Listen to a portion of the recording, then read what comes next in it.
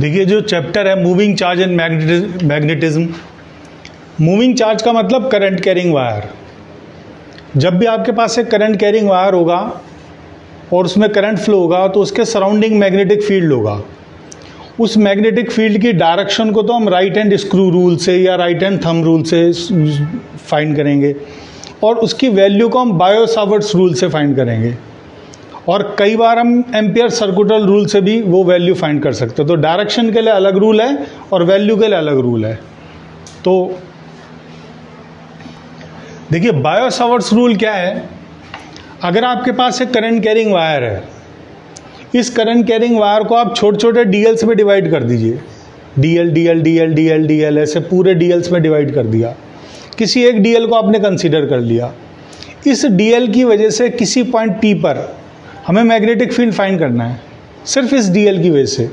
बाकी area covered है, केवल ये डीएल हिस्से की वजह से हमें मैग्नेटिक फील्ड फाइंड करना है यहाँ पर। तो आप क्या करेंगे, इस डीएल को इस पी से मिला देंगे जहाँ पर मैग्नेटिक फील्ड चाहिए। इस डीएल के अंदर करंट की वैल्यू आई है, तो यहाँ पर डीएल की वजह से जो मैग्नेटिक फील्ड होगा वो भी कम होगा, डीवी। भाई छोटा सा एलिमेंट है ये डीएल, तो उसकी वजह से मैग्नेटिक फील्ड भी छोटा होगा पी पॉइंट पर, तो डीबी होगा। तो डीबी डायरेक्टली प्रोपोर्शनल होगा करंट कैरिंग आई के।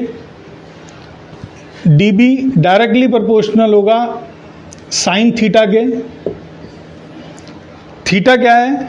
थीटा है इस डीएल के अंदर करंट की डायरेक्शन और इस पी पॉइंट की पोजीशन वेक्टर के बीच का एंगल है थीटा। डीबी होगा डीएल के डायरेक्टली प्रोपोर्शनल, जितना ज़्यादा डीएल होगा उतना ज़्यादा डीबी होगा। थीटा बड़ा इंपॉर्टेंट है, थीटा ध्यान रखना। थीटा जो है इस करंट कैरिंग वायर के अंदर जो करंट की डायरेक्शन है और पी पॉइंट के जो पोजीशन वेक्टर है उनके बीच का एंगल थीटा है, तो डीबी साइन थीटा के डायरेक्टली प्रोपोर्शनल होगा। इसका मतलब जैसे जैसे पॉइंट पी इसके सामने आएगा साइन थीटा बढ़ता जाएगा तो डीबी बढ़ता जाएगा, इसलिए साइन थीटा आया है। और डीबी इन्वर्सली प्रोपोर्शनल होता है square of separation between them. ये जो डिस्टेंस है इसके स्क्वायर के इन्वर्सली प्रोपोर्शनल होता है डीबी। अगर हम इन सबको कंबाइन कर दें, नंबर 1, नंबर 2, नंबर 3, नंबर 4, इन सबको कंबाइन कर दें तो डीबी प्रोपोर्शनल टू आ जाएगा I D L sine theta by r square. और जब प्रोपोर्शनल का साइन हटा के इक्वल का साइन लाएंगे तो कांस्टेंट आएगा इसमें μ0/4 pi I D L sine theta upon are square. ये हमारी वैल्यू हो जाएगी। इस फॉर्मूले को हमें याद रखना है।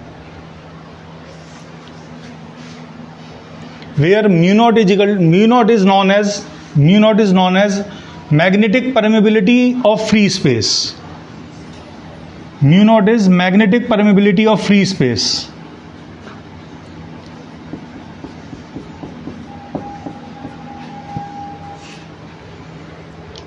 And its value is 4 pi into 10 raised to power minus 7 Tesla. Magnetic field की वैल्यू टेस्ला होती है, इंटू मीटर पर एम्पियर। इसकी जो वैल्यू होती है μ0 की, ये इतनी होती है। So right hand thumb rule is use to find direction of magnetic field. और ये क्या कहता है, जैसे मान लीजिए आपके पास करंट कैरिंग वायर है और इस वायर की वजह से मुझे इस पॉइंट पर मैग्नेटिक फील्ड चाहिए, तो if we will hold current carrying wire in our right hand in such a way that thumb is in direction of electric current, then curly fingers surrounding it shows magnetic field lines. And if tangent is drawn at any point on magnetic field line, it shows direction of magnetic field. मतलब अगर आप इस current carrying wire को right hand में hold रखेंगे तो यहाँ पर करंट की जो डायरेक्शन आएगी, मैग्नेटिक फील्ड की जो डायरेक्शन आएगी वो इनवर्ड्स आएगी, और यहाँ पर अगर मैग्नेटिक फील्ड की डायरेक्शन लेंगे तो वो आउटवर्ड्स आएगी। तो एक बार वापस देख लेते हैं।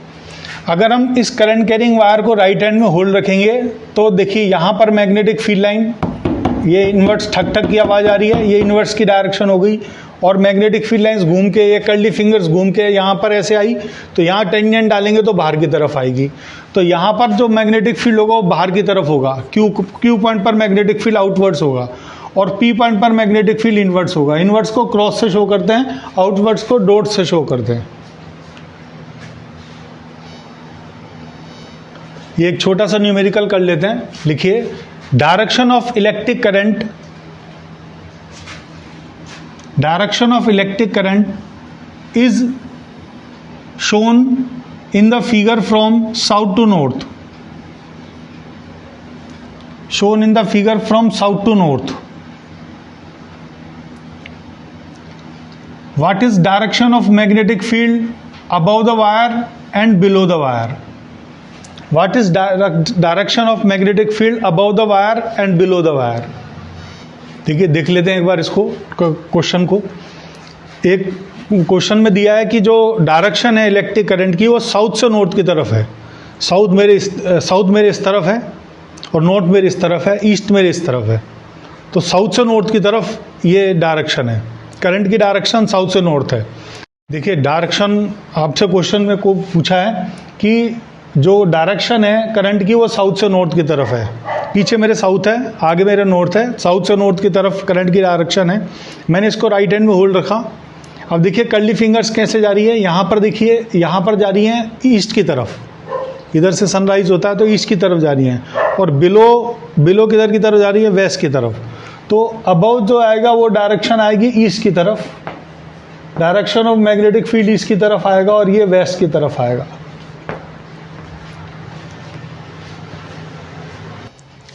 मान लीजिए देखिए करंट कैरिंग सर्कुलर लूप है, मैं ऐसे खड़ा हूँ, मेरे राइट हैंड साइड में सर्कुलर लूप रखा है और इसमें करंट की डायरेक्शन एंटी क्लॉकवाइज है, मान लीजिए ऐसे।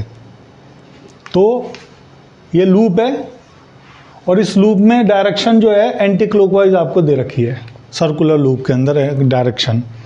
अब इस लूप की एक्सेस पर, ये एक्सेस है इसकी, एक्सेस पे कोई पॉइंट है P, इस P पॉइंट पर हमें मैग्नेटिक फील्ड की डायरेक्शन फाइंड करनी है। तो क्या करेंगे, इस लूप को हम छोटे छोटे डीएल्स में डिवाइड करेंगे, डीएल छोटे छोटे डीएल्स में डिवाइड करेंगे। सबसे पहले ये जो डीएल, टॉप वाला डीएल, इसकी वजह से यहाँ मैग्नेटिक फील्ड फाइंड करेंगे किधर आएगा। तो अगर मैं इसको राइट हैंड में होल्ड रखूँ, इस छोटे से जो डीएल है इसमें करंट की डायरेक्शन किधर की तरफ है, आपकी तरफ। ये डीएल के अंदर करंट की डायरेक्शन आपकी तरफ है और मैंने इसे राइट हैंड में होल्ड रख लिया। तो देखिए ये कर्ली फिंगर्स इस तरह से आ रही हैं। तो कर्ली फिंगर्स को अगर हम बनाएं तो कर्ली फिंगर्स ऐसे आ रही हैं। इन कर्ली फिंगर्स का सेंटर खुद डीएल है, क्योंकि डीएल को आपने राइट हैंड में होल्ड रखा है। अब आप इसको बढ़ाते जाएंगे, बढ़ाते जाएंगे, बढ़ाते जाएंगे, इन सब का सेंटर ये है। तो P पॉइंट पर लेके जाएंगे, तो P पॉइंट पर ये हमारी मैग्नेटिक फील्ड लाइन बनी है इसकी वजह से। अब इस पॉइंट पर टेंजेंट ऑन करेंगे तो वो टेंजेंट इधर आएगा, तो टेंजेंट की जो डायरेक्शन होगी वो dB होगी। तो मैग्नेटिक फील्ड की जो डायरेक्शन आएगी P पॉइंट पर वो इस तरफ आएगी।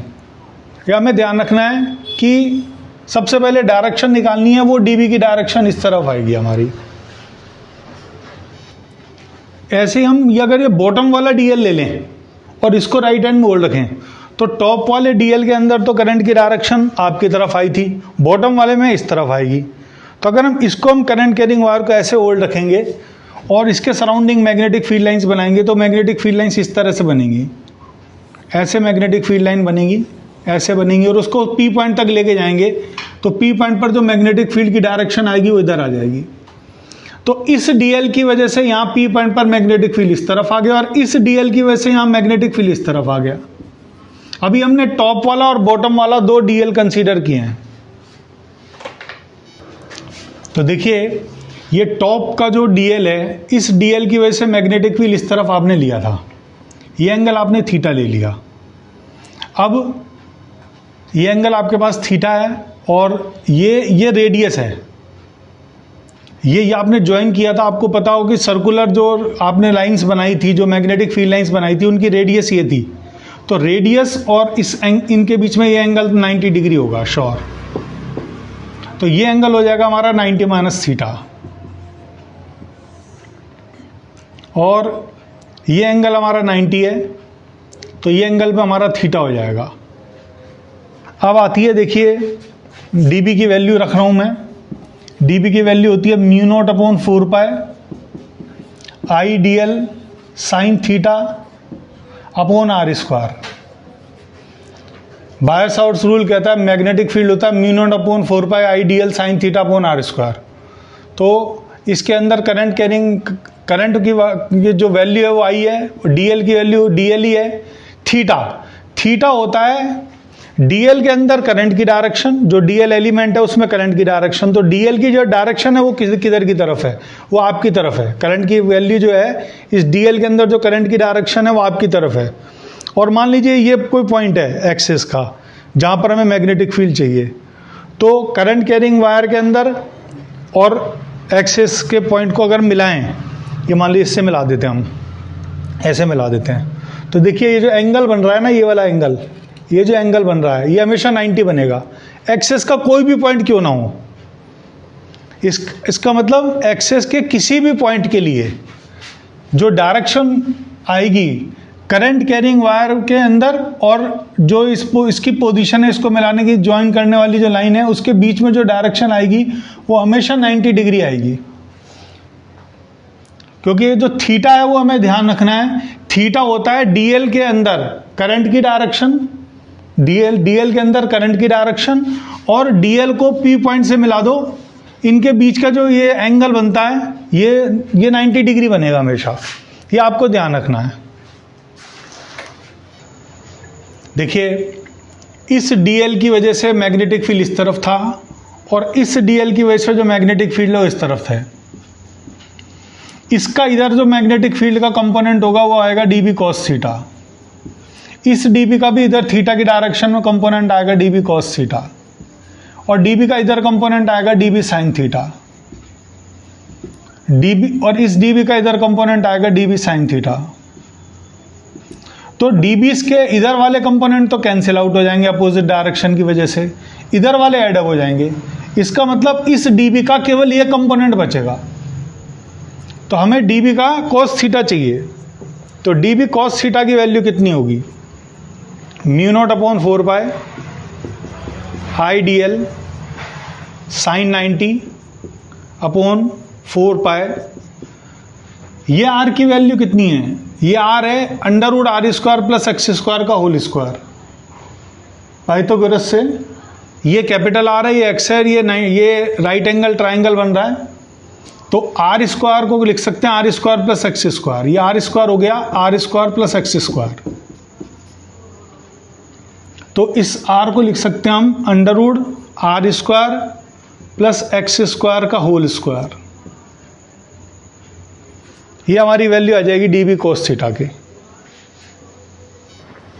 अब देखिए ये तो डीबी कोस थीटा आ गया, मतलब इस डीबी का ये कंपोनेंट आ गया डीबी कोस थीटा।